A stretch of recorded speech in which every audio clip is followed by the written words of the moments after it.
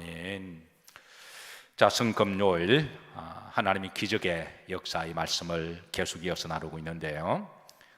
사도행전 13장에는 성령의 역사와 기적에 대한 말씀입니다. 그리고 부제로서는 기적의 첫발이라고 하는 내용을 함께 나누도록 합니다.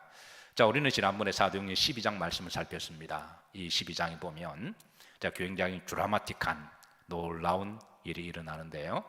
베드로가 옥에 갇혔습니다.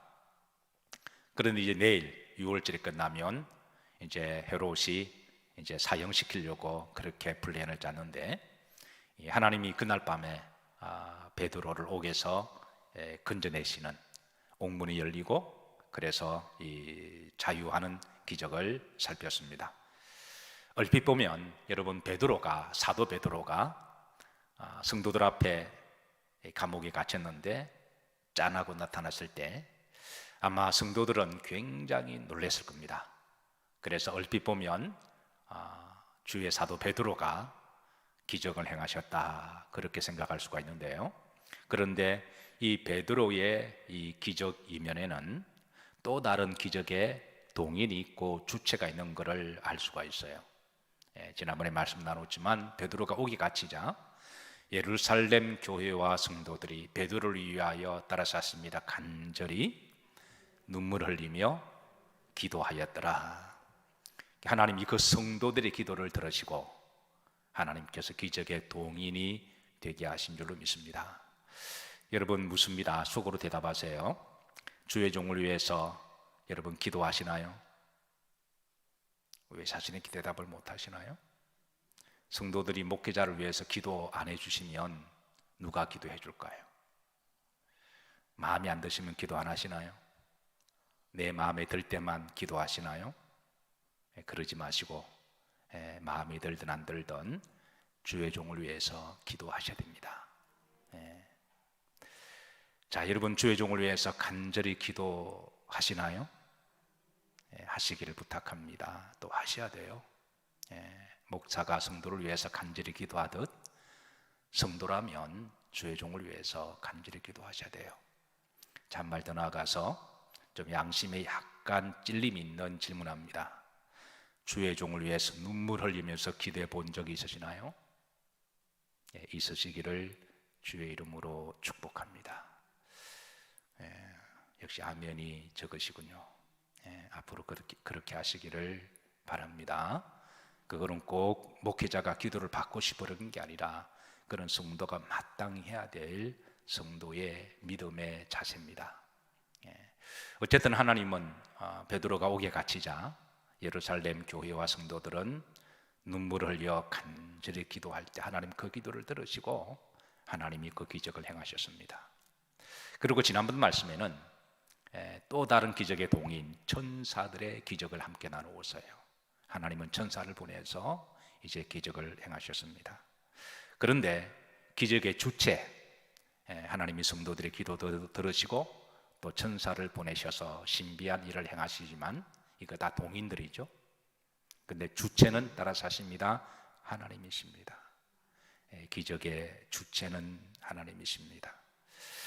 하나님은 여러 가지 방식으로 기적을 행하셨고 지금도 행하시고 앞으로도 행하실 거예요. 그런데 여러 가지 방법으로 때로는 우연처럼 보이기도 하고 때로는 사람을 통해서 행하기도 하시고 때로는 천사를 통하여 어쨌든 여러 가지 방식으로 기적을 행하시지만 그 모든 기적의 주체는 따라서 하십니다. 하나님이십니다. 그래서 우리가 어떤 기적이 일어나든 범사에 하나님께 감사하시기를 주의 이름으로 축복합니다. 이제 무대는 13장으로 바뀝니다. 장도 바뀌지만 장소가 안디옥입니다. 12장까지는 예루살렘에서 일어난 기적입니다. 여기에 기적은 주로 이제 사도들의 기적들을 사도들이 다니면서 기도할 때 병자들이 일어나는 기적을 보여주셨고, 그리고 옥에 갇혔을 때에 또 풀려나는 기적도 보여주시고 천사들의 기적도 보여주셨고 성도들의 기적도 기도의 기적도 보여주셨어요. 그리고 13장에는 또 다른 기적의 동인 성령의 역사와 기적에 대해서 13장에 우리에게 알려주고 있습니다. 하나님은 기적을 행하실 때 필요하시면 또 성령을 통하여서도 기적을 행하시는 줄로 믿으시기를 주의 이름으로 축복합니다. 오늘 우리가 봉독했던 말씀 중에 1절부터 4절까지 이 성령이라는 말씀이 몇 번 나오는지 여러분 한번 헤아려 보시기를 바라요. 자, 2절 말씀을 보십시다. 자, 합독합니다. 주를 섬겨 금식할 때에 누가 이르시되? 성령이 이르시되. 성령의 말씀이 강조돼요. 그리고 이제 4절에 보시면 두 사람이 누구의 보내심을 받아? 성령의 보내심을 받아. 세 번째 4절에 보면 이제 9절에 보시면 바울이라고 하는 사울이 무엇이 충만하여? 성령이 충만하여. 그래서 13장에는 안디옥 교회에서 기적의 동인, 기적을 역사하시는 분이 성령이 있음을 그렇게 강조하고 있습니다. 사랑하는 성도 여러분, 사람은 영적인 존재입니다. 또 하나님은 영이시니까 그래서 여러분들의 믿음 여정 가운데 성령을 사모하시고 성령을 귀히 여기시고 또 성령께서 민감하게 여러분의 마음을 주관하시고 그래서 성령께서 여러분을 간섭하시고 성령 역사가 많이 일어나시기를 주의 이름으로 축복합니다. 분명한 것은 성령은 인격 영이시기 때문에 내가 간절히 사모하는 만큼 그분도 반응하세요. 내가 성령을 우습게 생각하면 성령은 무시를 당하거나 우습게 여기면 성령께서도 근심하시고 별로 반응을 하지 않으십니다. 성령이 없다라고 생각하면 정말 성령은 없는 것처럼 관계치 아니하세요. 왜냐하면 성령은 인격의 영이기 때문에 그렇습니다. 그래서 우리가 성령을 민감하게 생각하고 그래서 이 성령의 존귀함과 성령 은혜를 간구하면 그 성령은 그 성도의 믿음을 보시고 그래서 성령께서 때를 따라 필요하실 때마다 감동을 주시고 지혜를 주시고 또 길을 열어주시고 예비하신 복을 주시는 성령 하나님이십니다. 자, 오늘 본문 말씀의 배경은 이렇게 시작합니다. 예루살렘에 이제 박해가 일어나자 성도들이 이제 흩어져요. 그래서 이곳저곳 흩어지다 보니까 그 지역의 한 흩어진 지역 중에 가운데 안디옥이라는 곳으로 예루살렘의 성도들이 의외로 많이 모이게 돼요. 그래서 안디옥이라는 지역에 이제 성도들이 많이 모이고 또 안디옥의 저들이 열심으로 전도하다 보니까 안디옥 이방 지역에서 부흥이 일어나기 시작합니다. 그래서 이 안디옥에서 놀라운 부흥이 일어나자 자, 여러분 교회가 부흥이 되면 교회도 사람들이 모이는 곳이다 보니까 이제 소위 조직이 필요한 거죠. 그래서 교회도 여러분 한 100명까지는 담임 목사 한 사람이 장구치고 북치고 다 할 수가 있어요. 저도 아무도 없이 개척을 했기 때문에 정말 저 혼자 개척을 했기 때문에 정말 저는 개척의 그런 상황에 대해서는 누구보다도 잘 아는 목사 중에 한 사람이에요. 그래서 그 아무도 없는 상태에서 뭐 개척 멤버도 없으니까 그래서 한 사람, 두 사람, 10명, 50명, 100명 이렇게 쭉 늘어가면서 이제 한 100명, 한 150명까지는 목사 한 사람이 북치고 장구치고 다 해도 괜찮아요. 예, 그 정도는 정말 한 150명 될 때까지는 목사가 뭐 죽기 살기로 열심히 하면 돼요. 뭐 주보도 만들고 교회도 청소하고 전도하고 또 이렇게 신방도 가고 이렇게 또 뭐 설교 준비하고 상담도 하고 뭐 한 150명까지는 제가 보니까 이게 감당이 돼요. 그런데 200명 넘어가는 이게는 혼자서는 안 됩니다. 예. 그리고 300명 이렇게 넘어가면 이거는 교회도 사람들이 모이다 보니까 특히 이제 교회가 200명 넘어가면 이제 청장년들 아이들도 많아지거든요. 그래서 목사가 주일 예배 설교하다가 교회 학교 가서 설교할 수 없잖아요. 예. 이제 그래서 교회가 한 150명 넘어가면 이제 그때는 조직으로 어쩔 수 없이 가야 돼요. 그래서 이제 은사 있는 사람들을 발굴해서 또 의외로 은사 있는 분들이 많이 계세요. 주에 대한 믿음과 열정을 가지고 각 분야에서 섬기길 원하는 분들을 발굴해서 그들이 원하는 그 사역을 기도 가운데 맡겨주면 또 열심히 잘할 분들이죠. 그래서 이 안디옥 교회가 이제 13장에 보십시다. 교회가 부흥하게 되자 자, 안디옥 교회의 누구들과 선지자들과, 이거 선지자들은 주의 종들을 이야기해요. 그러니까 주의 종들도 이제 여럿이 생기게 되었다라는 거죠. 자, 그 다음에 누구들이 있으니? 교사들이 있으니. 무엇보다도 교회가 부흥하고 성장하기 위해서는 또 중요한 사역 중에 한 영역이 교사들입니다. 왜냐하면 초신자들을 가르쳐야 되잖아요. 예수님을 나의 구주로 영접했다, 그거로 그냥 내버려 두면 다시 세상으로 나갈 수가 있습니다.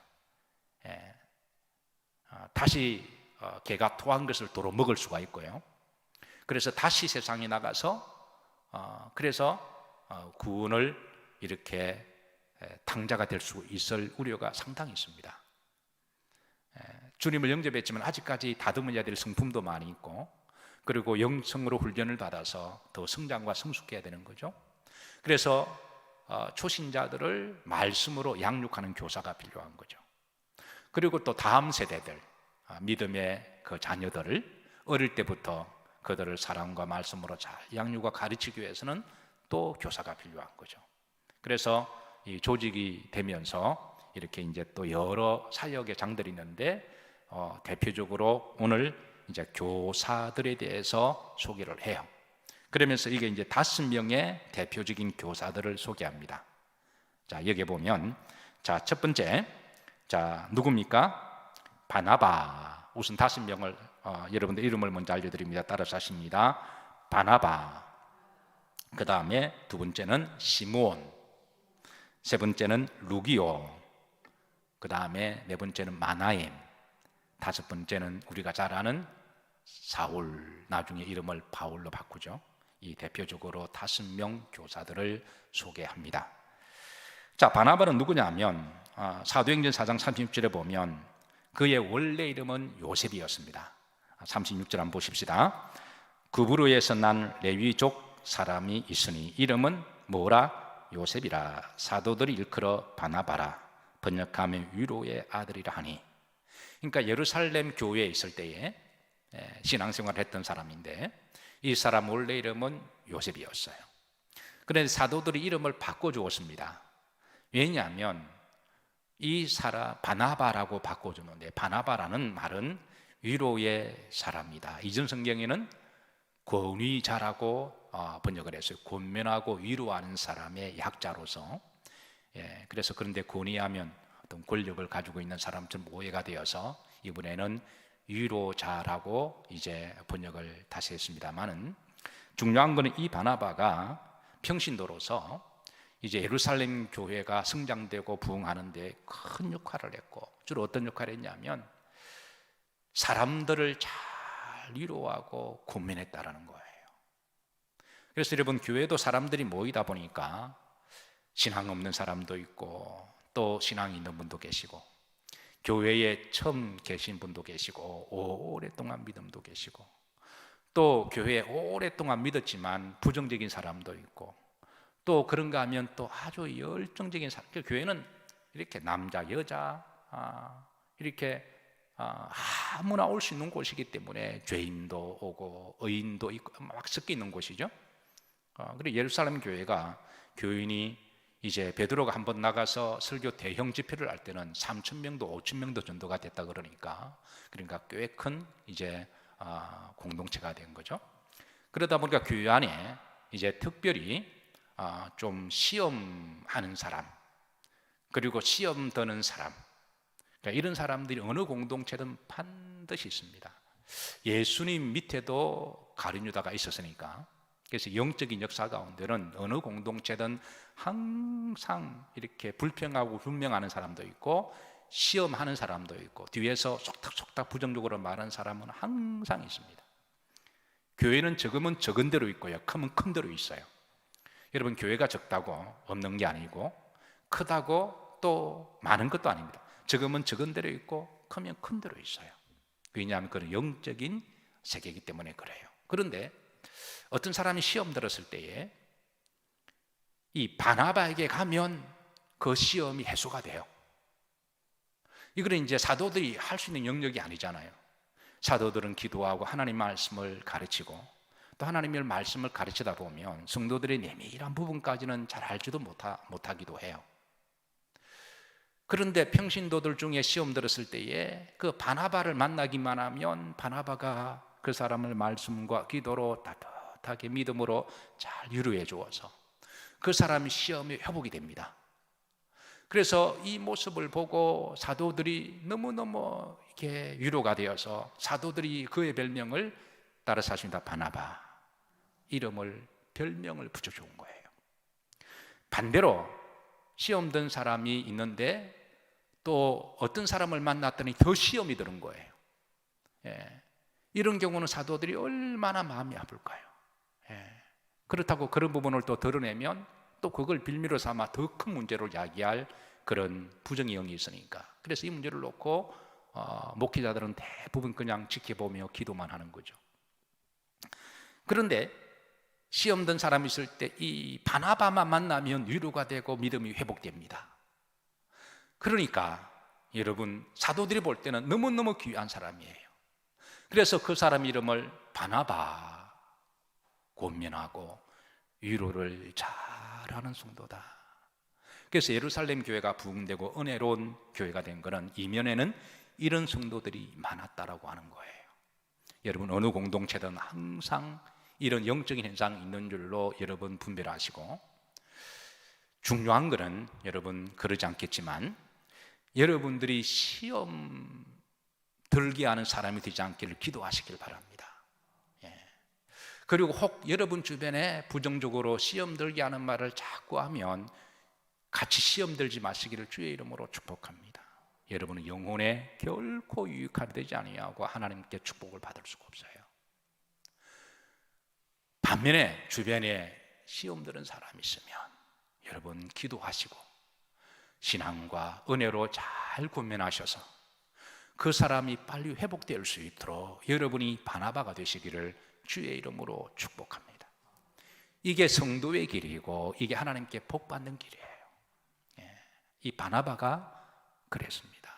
그래서 나중에 하나님이 이 바나바를 귀하게 쓰십니다. 이 바나바, 안디옥 교회 가서 사도들에게 말씀 교육을 받고 이제는 평신도에서 또 다른 사람들을 가르치는 교사의 귀한 직분을 받은 거죠. 자, 두 번째는 누가 나오느냐 하면 시므온입니다. 이 시므온 앞에 1절에 보시면 니게르라고 하는 시므온. 니게르라는 말은 피부가 검다라는 말이죠. 그러니까 이 사람은 이제 아프리카에서 온 사람입니다. 그러니까 흑인이죠. 옛날에는 여러분 인종차별 그리고 이방인 헬라인 차별이 극심할 때입니다. 우리나라도 조선시대에 양반 상놈 구분해서 남자 여자 어른 아이 해서 얼마나 차별이 심했나요? 지금은 여자분들에게 말 한마디 잘못하면 이게 큰일 나는 시대가 되었지만 이게 우리 어릴 때만 하더라도 전혀 문제가 안 됐습니다. 근데 지금은 말 잘못하면 신문이 나고 난리가 나죠. 근데 2000년 전입니다.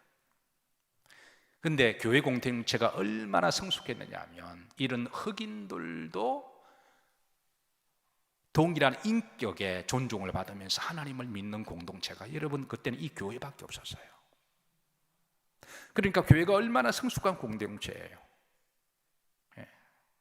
2000년 전부터 비록 밖에 나가서는 끔둥이라고 흑인들이라고 막 차별을 당하지만 교회에 와서는 교사의 직분을 받고 다른 사람을 가르칠 수 있는 그런 주기를 넣는다고 하는 것은 이거는 놀라운 시대적 혁명입니다.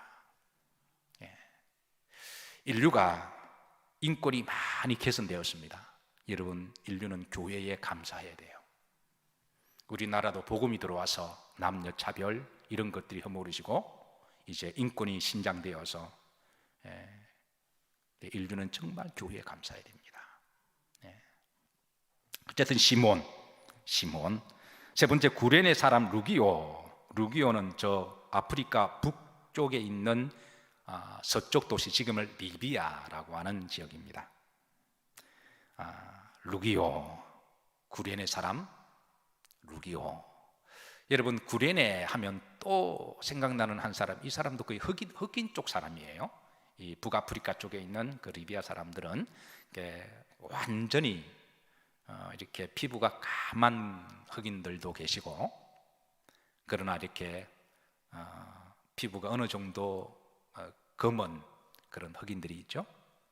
이 이제 리비아가 바로 이제 그런 사람인데, 자, 구레네 하면 또 떠오르는 한 사람이 있죠. 누굽니까? 구레네 시몬. 구레네 시몬. 누가복음 22장 26절입니다. 자, 예수님께서 십자가 지고 저 골고다로 끌려가실 때 무게가 너무 무거워서 여러 번 무릎을 찢죠. 그래서 넘어지고 무릎이 찢어지고, 그럴 때 로마 병정이 그 구경하러 온 사람 중에 로마 병정이 한 사람을 지목해서 야, 너 십자가 지고 가 그랬잖아요. 로마법에 로마 병사가 지명하면 오리를 가는 법이 있습니다.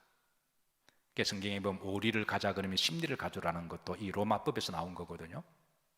그래서 로마의 이 공무원들이, 병사들이 그 당시 노동을 하는 사람한테 뭐 도로를 깔 때 돌로 깔았으니까 로마가 공사를 많이 했잖아요. 그래서 사람이 부족할 때는 지나가는 사람에게 야, 너 오리 동안 이걸 해 그러면 해야 돼요. 안 하면 그건 이제 현장에서 로마의 공권력으로 그 사람을 즉결 처벌할 수가 있는 군안이 있어요. 그래서 시몬 보고 야, 너 대신 지고 가 그러면 지고 가야 됩니다. 그러니까 성경에 억지로 시몬이 지고 갔더라 라고 그렇게 주회까지 달아놓고 있습니다.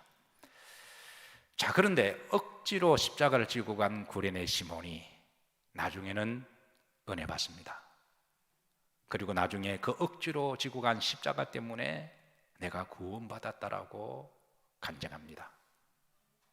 그리고 억지로 지고 간 십자가 때문에 온 집안이 예수님을 믿었다라고 간증해요. 억지로 지고 간 십자가 때문에 나중에 이 구레네에게 두 아들이 알렉산더와 루포가 있었는데요, 이 두 사람이 나중에 예루살렘의 큰 영적 지도자가 돼요. 하나님이 축복하신 거죠. 여러분, 신앙생활을 하실 때 어떤 분은 믿음이 충만하셔서 성령이 주시는 능력과 힘을 가지고 기쁘고 자원하게 하는 게 최상입니다. 누가 시키지 않아도 억지로 하지 않고도 그렇게 하는 게 제일 좋은 거예요. 그런데 어떤 경우는 여러분, 아마 많은 분들이 억지로 하는 분들이 많을 거예요. 그런데 억지로라도 여러분 하실 수 있으면 하시기를 주의 이름으로 축복합니다. 억지로라도 하실 수 있으면 하는 것도 믿음이고, 억지로 나는 못한다 그래도 그것도 믿음입니다. 그러니까 억지로라도 할 수 있는 믿음이 있으시기를 주의 이름으로 축복합니다. 자, 제가 여러분들에게 묻습니다. 속으로 대답하세요. 이 밤에 억지로 나오신 분 손 들어보세요. 속으로 드세요. 여러분, 억지로 기도하는 분 손 들어보세요. 어떤 문제가 발등에 불 떨어졌으니까 그때 어이쿠 하면서 기도하시는 분, 억지로 봉사하는 분, 여러분 손 들어보세요. 손 들지 말라 그러니까 진짜 안 드시네. 억지로 헌금하시는 분, 여러분 할 수 있으면 기쁘게 하시길 바랍니다. 그런데 그 정도 분량까지 하면 솔직히 이야기해서 하나님 솔직하게 까놓고 나 그 정도 안 됩니다 그러면 여러분 억지로라도 하세요.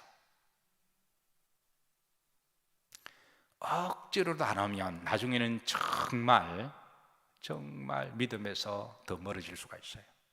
그런데 억지로라도 하면, 시편 126편에 보면 따라서 눈물을 흘리며 씨를 뿌리러 나가는 자는 기쁨으로 그 곡식단을 거두어 가지고 돌아오리로다. 여러분, 씨는 어떻게 뿌리나요? 눈물 흘리면서 뿌려야 됩니다. 제가 학원 사회 갈 때 제가 여러 대학에서 이제 담당 목사가 되어서 사역했는데 학생들이 제일 힘든 게 공부잖아요. 그래서 상담 중에 목사님 공부가 너무 힘들어요. 목사님 중간에 좀 그만두고 싶은데, 그럴 때 제가 동일하게 하는 말이 있습니다. 공부는 억지로라도 눈물 흘리면서 하는 거라고. 워낙 머리가 좋아서 쉽게 하는 애들도 있겠지만 대부분 여러분, 억지로 눈물 흘리며 공부하다 보면 나중에 반드시 좋은 일이 있습니다. 기도도 여러분 눈물 흘리면서 기도해야 될 줄로 믿습니다. 우리가 믿음 생활도 어떤 경우는 눈물 흘리면서 하는 게 믿음 생활이, 베스메스로 간 두 마리 소처럼 눈물 흘리면서 가다 보면 하나님이 나중에 그 억지로 진 십자가가 나를 절제하게 하시고 나를 구원하시고, 그리고 하나님이 나중에는 그 믿음 보시고 나중에는 하나님 예비하신 축복을 주세요. 구레네 시몬 억지로 지고 갔습니다. 교회는요, 가끔 보면 구경하러 오는 사람들이 들어있습니다. 구레네 시몬이 예수님 십자가 지고 구경하듯이 목 내밀고 구경하다가 야, 너 지고 가 그래 지고 간 거거든요. 그래서 어떤 사람들은 교회에서 행사를 한다 그러면 옛날에는 교회에서 뭐 행사하면 뭐 먹을 걸 줬어요. 뭐 이렇게 뭐 사탕이나 빵이나, 그때 먹을 게 귀한 시절이니까. 저도 어릴 때에 저는 제 발로 고등학교 1학년 때 교회 간 거로 생각했는데, 내가 가만히 생각해 보니까 제가 초등학교 때에 그때는 국민학교로 불렀어요. 그때 교회에서 뭐 행사하면 성탄절에는 제가 꼭 간 것으로 기억나더라고요. 왜 갔느냐 하면 교회에서 뭘 주니까. 그래서 교회 가서 얻어먹는다고 간 기억이 새록새록 좀 돋아나요. 교회에서 부흥회를 한다고 한번 재미삼아 따라온 분들이 계시고, 교회에서 바자회를 한다고 또 따라오신 분들 계시고, 또 친구 따라 따라온 분들 계십니다. 어떤 경우는 인생의 회의가 들어서 한번 교회나 가볼까 하고 오신 분들이 계세요. 그런데 이렇게 구경 삼아 온 이들 중에 구레네 시몬이 있을 수가 있습니다. 아멘 하십시다. 구경 삼아 온 사람 중에 나중에 시몬이 될 사람들이 있다라는 거예요. 그래서 교회는 구경 삼아 오는 분들, 재미 삼아 오는 분들, 친구 따라 온 분들, 이런 분들을 하나님이 보내주신 영혼이라고 생각하시고, 그들을 인격적으로 잘 맞이하시고 그들을 잘 섬기시고 위해서 기도하셔서 나중에 구레네 시몬이 될 줄 누가 알겠어요. 우리 열린교회가 그런 교회가 되기를 주의 이름으로 축복합니다. 구레네 시몬. 자, 네 번째 사람을 소개합니다. 마나엔입니다. 마나엔. 자, 이 사람은 오늘 1절에 보시면 이렇게 소개하고 있습니다. 분봉왕 헤롯의 젖동생. 분봉왕은 당시 예루살렘을 이제 지역을 쪼개서 다스리게 했거든요. 그래서 한 지역을 통치하는 왕이다라고 하는 그런 의미가 있죠. 근데 이제 헤롯의 젖동생이라고 표현하고 있습니다. 젖동생은 어릴 때부터 같이 젖을 먹고 자란 사이라는 말이에요. 그러니까 헤롯 왕의 이제 아들이 있었는데, 그 아들이 이름이 안디바라고 하는 아들이 있었습니다. 그러니까 다음에 왕이 될, 헤롯 왕을 이어받아서 왕이 될 그런 이제 왕족이죠.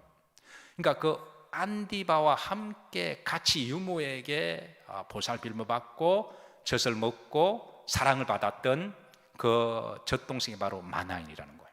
그러니까 마나인은 헤롯 가문에 보시면 왕족 출신입니다. 그래서 이 나중에 왕이 될 안디바와 서로 이렇게 친구기도 하고 해서, 그래서 이 사람이 자라면서 헤롯의 권력과 또 헤롯의 부와 명예를 그렇게 가지고, 그래서 이제 얼마든지 헤롯의 정권하에서 잘 먹고 잘 살 수가 있는 세상의 부귀와 영화를 다 가졌던 사람이에요.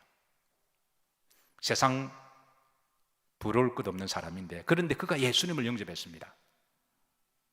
그가 주님을 영접하고 난 다음에 그가 세상적인 부귀와 영화, 권세, 물질 이런 것을 다 내려놓습니다.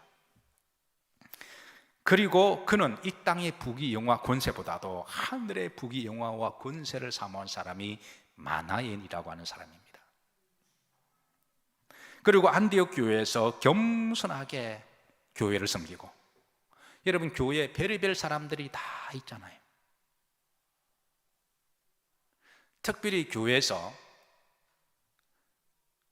세상적으로 보면 신분이 어느 정도 갖춰주신 분도 계시고 정말 젠틀하고 인격과 참 이렇게 잘 어디 가더라도 존경을 받는 분들도 계시고, 그런데 또 세상에서 어디를 가더라도 무시당하고 어디 가더라도 존경받지 못하고 그렇게 살아가는 사람들, 교회에 오는 분들도 계시잖아요. 근데 교회는 다 동등하는 거니까.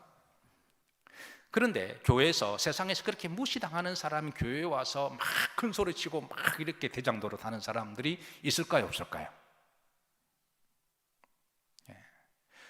밖에 나가서는 한마디도 하지 못하는 사람들이, 교회는 사랑이다 그러니까 교회에 와서 왕노릇하는 사람들이 여러분 있을까요, 없을까요? 있습니다. 그런데 이 마나인 같은 사람은 밖에서 정말 왕노릇하던 사람이거든요. 그런데 교회에 들어와서 세상의 권세를 다 내려놓고 겸손하게, 밖에서 만나면 정말 얼굴도 대면할 수도 없고 말도 섞지 않은 그런 사람이 교회 안에 들어와서 동등하고 사랑이라 그러면서 막 이렇게 함부로 할 때, 겸손하게 그런 사람들을 다 받아주면서 섬길 때에 그 마나인을 통해서 받은 은혜가 다른 성도들이 얼마나 위로가 될까요? 아, 저 사람은 밖에 나가면 얼마든지 큰 소리하고 존귀함을 받을 수 있는 사람인데 교회에 들어오셔서 세상의 모든 권세와 명예를 내려놓고 겸손하게 교회에서 섬기고 교회에서 허드렛 일하고 그리고 힘들고 아픈 사람들을 돕고 상담하고 가르치고, 아, 여러분, 이런 곳이 바로 교회입니다. 교회는 사랑으로 평등한 곳이지만 그렇다고 해서 우리가 너나 내나 똑같은 사람이라고 그렇게 또 함부로 해서는 안 되는 것이잖아요. 어쨌든 이 마나인이 교회를 겸손하게 섬기고 또 다른 사람을 위로하고 말씀을 가르칠 때에 다른 사람들이 보고 얼마나 많은 감동이 되었을까요? 얼마나 감동이 됐을까요?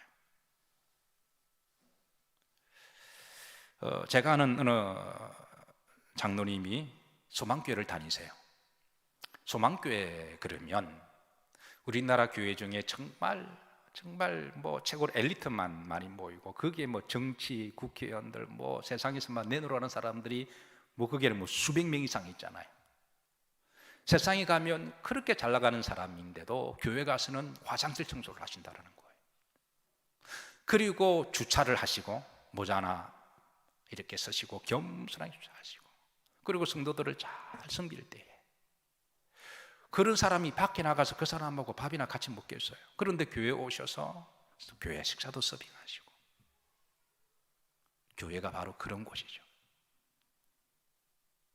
그래서 그 모습을 본 다른 사람들이 은혜를 받는 거예요. 마나인이 바로 그런 믿음의 자세로 겸손하게 교회를 섬길 때 얼마나 많은 은혜가 되었을까요? 자, 그리고 다섯 번째, 사울입니다. 사울은 우리가 누군지 잘 알죠. 한때 기독교를 극심하게 핍박했던 사람입니다. 눈에 불을 켜고 그런 그가 회심해서 정말 충성스러운 그런 사람으로 바뀝니다. 자, 이 바울은 잘 알기 때문에 더 이상 말씀하지 않습니다.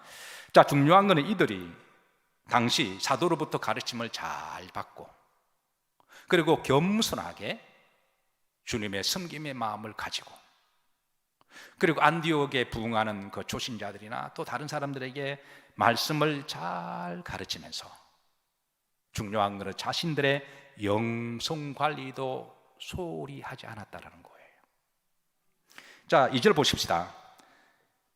따라서 하십니다. 주를 섬겨 뭐 할 때에? 금식할 때에. 주님을 뭐 해서? 섬겨. 그러니까 주님을 섬기는 영역은 교회에서 다양하게 있잖아요. 말씀으로도 섬기기도 하지만 뭐 교회가 여러분 조직을 갖추면 그 교회가 필요한 부서가 우리 교회만 하더라도 한 200 영역이 더 있습니다. 이게 세부적으로 다 나눠보면요, 교회가 조직을 갖추면 찬양대만 하더라도 우리 교회가 몇십 이렇게 팀이 되잖아요. 그래서 교회가 성장하다 보면 조직이 이렇게 나무가지처럼 이렇게 많이 있습니다. 그런데 여기에는 보이지 않는 이들이 주님을 잘 섬겼다라는 거예요. 그들 중에 대표적으로 이 5분들, 주를 각자 삶의 자리에서 겸손히 말없이 오른손이 하는 일을 왼손도 모르게 잘 섬기면서, 그러면서 그 다음 보십니다. 뭐 할 때에? 금식할 때에. 금식할 때에. 우리 기독교는 절기적으로 금식하는 절기가 있습니다. 가령 예를 들어서 사순절 때 금식하는 절기가 있죠. 그리고 당시만 하더라도 아직까지는 이제 대속제일 7월 10일 동안 또 금식하는 절기가 있습니다. 나팔절 절기에도 금식을 했습니다. 그런가 하면 일주일에 정기적으로 이틀은 금식하는 날이 있는데요, 그날이 바로 수요일과 금요일입니다. 그러니까 일주일 중에 절기 말고도 고정적으로 주중에 금식하는 날이 수요일과 금요일입니다. 그리고 이 두 날은 다 예수님의 십자가의 죽으심을 기념하는 날이기도 해요. 금식하는 방법에 있어서 사람에 따라 어떤 사람은 한 끼를 하기도 하고, 어떤 사람은 2끼를 하기도 하고, 어떤 사람은 올데이를 하기도 하지만, 그건 이제 각자의 믿음의 형편과 하나님과 관계니까 그거는 이제 각자 알아서 해야 될 일이죠. 그래서 중요한 거는 정기적으로 영성 관리를 위해서 금식하며 기도했다고 하는 거예요. 흔히 남을 가르치는 사람들이 잘못하면 교만하기 쉽고, 이게 매너리즘에 빠지게 되면 오히려 가르치는 사람들이 더 영성 관리를 소홀히 하기 쉽습니다. 그래서 사도 바울은 그런 우려가 있어서 너희들은 가르치는 자만 되지 마라 그렇게 권면하고, 일어선 자는 넘어질 수도 있으니까 영성 관리를 특별히 지도자들은 더 열심히 할 것을 권면하고 있는 거죠. 제가 남은 구원식께서나 자기는 믿음이 떨어질 수도 있고 구원에서 탈락될 수도 있는 거거든요. 그래서 우리는 앞에 서서 섬기는 분들이나 봉사하는 분들, 그리고 남을 이끌어가는 분들은 특별히 자신의 영성 관리를 잘 하셔야 돼요. 그렇지 않으면 나중에는 섬기는 게 매너리즘이 되기도 하고, 나중에는 남을 가르치기 때문에 교만할 수도 있습니다. 그래서 사탄이 얼마든지 그렇게 할 수가 있는 거거든요. 자, 저는 우리 교회는 그렇지 않아서 참 감사한데요. 제가 미국에서 목회할 때 찬양의 은사가 있는 성도가 있었습니다. 찬양할 때 너무너무 은혜롭게 찬양을 해요. 노래도 잘하고 기타도 잘 치고 은사가 있어서 그 자리를 맡겨줬는데 찬양을 참 잘해요. 근데 찬양할 때는 막 눈물 흘리고 손 들고 찬양을 해요. 너무 은혜롭습니다. 근데 찬양이 끝났습니다. 찬양은 예배를 여는 통로잖아요. 우리 마음을 열게 하고. 그러면 예배를 위한 전주곡이고 예배를 위한 통로였다면, 그러면 누구보다도 은혜롭게 찬양한 사람들이 하나님께 예배를 잘 드려야 돼요? 아니면 안 드려도 되나요? 특별히 찬양하는 사람들은 찬양을 잘했다면 예배 드릴 때 더 은혜롭게 예배를 드려야 되잖아요. 그런데 그 청년은 예배 드리다가 나가버려요. 예배를 안 들어요. 그리고 어떤 경우는 앉아있으면 아주 인상을 쓰고 앉아있어요. 너무 이렇게 그 시간에 이렇게 지루한가 봐요. 그래서 제가 그 모습을 보면서 이게 그 찬양하는 사람만의 문제가 아니라 이게 섬기는 사람들의 문제일 수가 있다는 거예요. 이거는 목사의 문제일 수도 있습니다. 그래서 우리가 섬기는 사람이 이게 앞에서 열심히 하고 이게 나중에 영성 관리하지 못하면 이게 이제 매너리즘에 빠지게 되고, 이게 나중에는 이게 믿음에서 더 멀어질 수가 있기 때문에 일어선 자는 넘어질까를 더 조심해야 된다는 거예요. 찬양할 때 은혜롭게 눈물을 흘리면서 했다면, 예배 드릴 때 은혜롭게 눈물 들으면서 예배를 드려야 하나님이 그 예배를 받으시는 거잖아요. 만약 그렇지 않고 났을 때는 열심히 하는데 없을 때는 안 하면 그건 퍼포먼스 한 거죠. 그건 쇼한 거거든요. 그건 관중들 앞에서 그거는 쇼한 겁니다. 그래서 우리의 신앙은 우리가 영적으로 하나님과의 올바른 관계가 될 때 우리 영성과 믿음도 건강해지는 거잖아요. 그래서 이 안디옥 교회에 있는 이들은 주를 열심히 섬기면서 정기적으로 금식을 하는 것은 금식 자체가 굶는 그런 의식이 아니라 영성 관리를 위해서 그렇게 했다라는 거예요. 제가 일전에 우리 성도님들에게 일주일 중에 우리가 금식해야 될 날이 있다면 금요일 날 하시라고 제가 권면한 적이 있습니다. 여러분 억지로라도 한번 해보시기를 주의 이름으로 부탁합니다. 저도 제가 자랑하려고 그러는 게 아니라 목사가 설교하고 그 설교한 대로 살려고 나름대로 애를 쓰고 있어요. 그래서 금요일 날은 저 나름대로 금식을 하기도 합니다. 어떤 경우는 한 끼, 두 끼. 근데 오늘은 한 끼밖에 못했습니다. 저녁도 하려고 그랬는데 저녁에는 김장을 하신다 그래서 내려오라 그래서 내려갔더니 안 먹으려고 그랬는데 너무 맛있어서 먹고 말았습니다. 어쨌든 금식을 안 하고 지나갈 수도 있습니다. 마음에 이런 거룩한 영성에 대한 그런 습관을 가지고 우리가 애를 쓴다고 하는 것 하나님께서 긍휼히 보신다라는 거예요.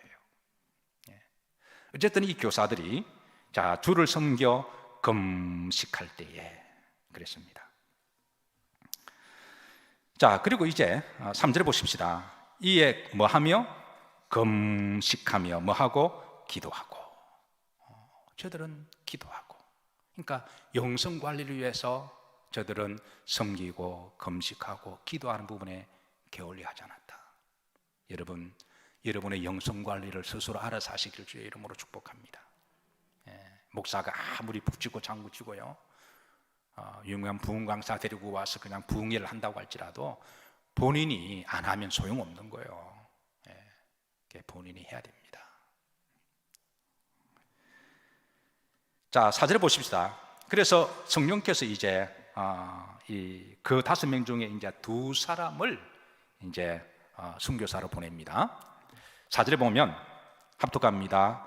2사람이 성령의 보내심을 받아 실루기아에 내려가서 거기서 배 타고 어디로 가서 구브로에 가서 이렇게 해서 사도 바울과 바나바의 1차 선교가 시작이 돼요.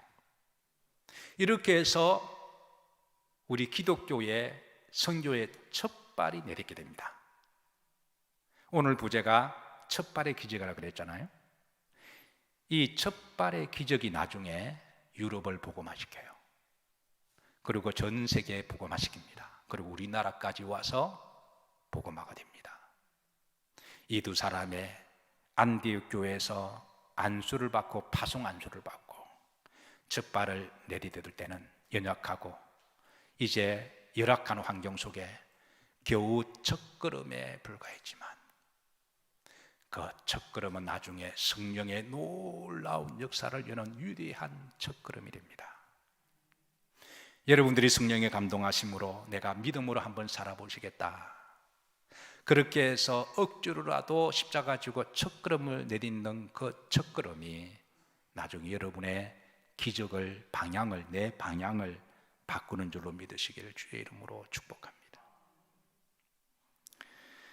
말씀을 마치면서 오늘 이 기적의 배후 뒤에는 성령의 역사가 있다는 것을 알 수가 있는데요. 첫 번째 보십시다. 2절에 보시면 이들을 세우신 분이 성령이시라는 거예요. 2절 보시면 성령이 이르시되, 구림절에 보시면 세우라 하시니, 그러니까 이 2사람을 세우신 분은 누구시다? 성령이시라는 거예요. 여러분, 성령은 사람을 세우시는 분이십니다. 이 바나와 바울을 세우신 분은 누구시다? 성령이시라는 거예요. 2 번째입니다. 보내신 분도 성령이심을 알려주십니다. 4절 보십시다. 2사람이 성령의 무하심을 받아? 보내심을 받아. 성령의 보내심을 받아.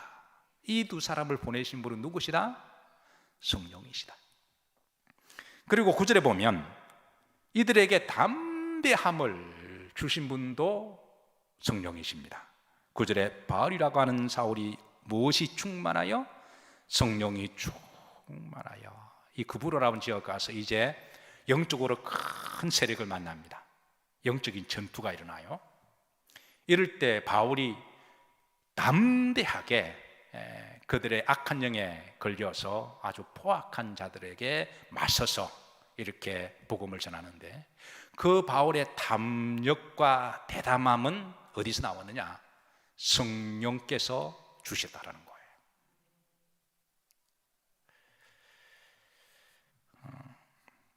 영국이 낳은 최고의 문학가 중에 존 버년 잘 아실 거예요. 존 버년 하면 딱 떠오르는 책이 있죠. 철로 역정이라고 하는. 서구에서는 성경담으로 많이 읽히어진 책이 철로 역정이죠. 몇 번을 봐도 은혜가 되는 책입니다. 저도 몇 번 읽었거든요. 그리고 자주 생각이 나요. 어쨌든 여러분, 한번 읽어보신 분들도 몇 번 더 보셔도 괜찮습니다. 안 읽어보신 분은 꼭 읽어보시기를 바라고. 아주 신실한 청교도인이죠. 당시 영국에서는 청교도인들을 극심하게 핍박할 때입니다. 아주 원수처럼 핍박할 때인데요, 청교도인 중에 존 버년은 그 가운데도 믿음을 지키고 신앙을 지키다가 나중에 감옥에 갇히게 되죠. 국왕의 이름으로 감옥에 갇힙니다. 근데 이 존 버년이 감옥에 있으면서 하나님 앞에 기도하고 금식하고, 그리고 기도 중에 성령의 감동하심으로, 그래서 기록한 책이 바로 절로 역정이 나왔잖아요. 그 감옥에서 나온 거잖아요. 그런데 이 간수장이 이 존 버년을 가만히 보니까 사람이 너무 신실하거든요. 그리고 너무 거룩하게 보입니다. 인간적으로 저분을 함부로 대했다가는 자기가 하나님께 이렇게 천벌을 받을 것 같아서, 아니 저렇게 선하고 거룩하고 인격적이고 저런 사람을 감옥에 가두는 것 자체는 자기가 너무 본인이 이 죄성을 느껴서 하루는 존 버년에게 오늘 밤에 나가셔서 사랑하는 아내와 아이들을 좀 보고 오시라고 이렇게 간수장이 이렇게 특혜를 줘요. 사실 존 버년이 감옥에 갇히면서 얼마나 가정이 그립고 아내와 가족들이 보고 싶을까요? 그래서 간수장이 저 사람은 풀어줘도 도망갈 사람도 아니니까 자기가 개인 권한을 가지고 나갔다 오시라고, 괜찮다고 이렇게 한적한 곳에 누워 오시겠냐고, 자기가 간수장이니까 그렇게 자기 권한으로 그렇게 특혜를 줬습니다. 그래서 존 버년이 너무 고마운 거예요. 그래서 정말 고맙다고 인사를 하고 그날 밤에 이제 집으로 가는데, 집으로 가다가 기도하면서 가지 않았겠어요? 근데 성령께서 기도 중에 불편한 마음을 주시더라는 거예요. 그래서 이 성령의 이 불편한 마음 감정을 무시하지 아니하고 그 예민한 감정까지도 존중히 여겨서 가다가 발걸음을 돌려서 다시 감옥으로 갔다는 거죠. 간수장이 아니 왜 오셨냐고 물어보니까 내가 가다가 기도 중에 성령께서 내 마음에 근심을 주시고 기쁨을 주지 않아서 성령께서 돌아가시라 하시는 것 같아서 내가 다시 돌아왔다, 그렇게 말씀하니까 참 이상하다 그러면서 다시 감옥에 가두었어요. 그런데 새벽에 국왕이 기습 방문을 한 거예요. 기독교를 탄압하기 위해서 존 버년이 풀려나면 민심이 일어나서 더 큰 문제가 될 수 있으니까, 그래서 존 버년을 잘 가두고 있는지 기습 방문을 한 거예요. 그래서 그 감옥이 뒤집어졌습니다. 간수장이 나가서 이렇게 보고를 했고 보니까 존 버년이 잘 있잖아요. 그래서 다시 돌아갔어요. 그 다음 날 이 간수장이 존 버년에게 찾아와서 우리가 죽을 뻔했습니다. 만약 당신이 선생님이 가셔서 돌아오지 않았다면 나도 죽고 당신도 죽고 당신 가족도 다 죽었습니다. 그런데 가셔서 돌아오시는 바람에 우리가 살았습니다. 당신의 성령은 어떤 분이십니까? 내가 예수님 믿겠습니다. 그리고 앞으로 선생님께서 성령의 감동하심을 받으시면 나에게도 일러주세요. 나도 순종하겠습니다. 사랑하는 성도 여러분, 성령님의 감동을 사모하십시오. 여러분 사람은 감정 굉장히 민감하잖아요. 사람의 감정이 얼마나 민감하냐면요, 이 바늘 가지고 살짝 건드려도 반응하잖아요. 누가 말 한마디 해도 반응하잖아요. 눈빛 하나에도 반응하잖아요. 음식이 조금만 짜고 매워도 반응하잖아요. 근데 왜 성령의 반응에 대해서는 둔감하시나요? 우리가 감정에 예민하게 반응하는 것처럼 성령의 역사와 감동에 대해서도 우리가 그렇게 사모하고 귀히 여기고 존중히 여기고 그분께 기도하신다면, 성령은 인격의 영이시기 때문에 우리가 그렇게 귀히 여기면 그 성령께서도 우리에게 반응을 하실 줄로 믿으시길 바랍니다. 그래서 성경은 성령 충만함을 받으라고 말씀하시고, 너무 자기 감정에 의존하지 말고 기도하고 필요하면 금식함으로 성령에 의존하셔서 성령께서 여러분의 걸음과 여러분의 방향을 이끌어 가시기를 주의 이름으로 기도합니다. 오늘 이 바나바와 이 바울의 첫걸음의 역사도 주관하신 분은 누구시다? 성령님이시고요. 그리고 앞으로 이제 바울과 바나바가 또 나중에 바울이요 4차 전도까지 나가요. 성령 없이는 바울 선교를 설명할 수가 없어요. 앞으로도 이제 성령께서 계속 간섭하십니다. 성령이 바울만 간섭하시나요? 바울만 성령의 전유물이신가요? 아니죠. 바울만큼 우리가 성령을 귀히 여기고 민감하게 반응하고 그분의 은혜를 구하면 성령은 동일하게 역사하실 줄로 믿으시기를 바라고, 여러분의 믿음 여정 가운데 성령의 역사가 많이 일어나시기를 주의 이름으로 축복합니다.